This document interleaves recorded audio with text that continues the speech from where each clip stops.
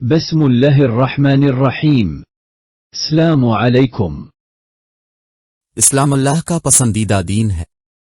اسلام رسول اللہ صلی اللہ علیہ وسلم کی ہاتھی مبارکہ ہی میں مکمل ہو چکا تھا۔ اب اس میں کسی کمی یا بیشی کی گنجائش نہیں۔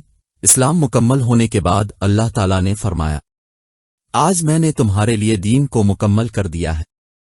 یہ اللہ کا فرمان ہے، کسی دوسرے کا نہیں۔ لہذا جو کچھ اللہ اور اس کے رسول سے ثابت ہے وہی اسلام ہے اور جو اللہ اور اس کے رسول سے ثابت نہیں وہ اسلام نہیں ہے۔ دین میں نئی چیز مردود ہے۔ سیدہ عائشہ رضی اللہ تعالی عنہا نے کہا کہ رسول اللہ صلی اللہ علیہ وسلم نے فرمایا، جس نے نئی چیز نکالی ہمارے اس دین میں اور اس کی اصل نہ ہو سو وہ چیز باطل اور مردود ہے، یعنی جس نے کوئی چیز دین میں نکالی کہ جس کی دین میں اصل نہ ہو سو وہ چیز باطل اور رد ہے۔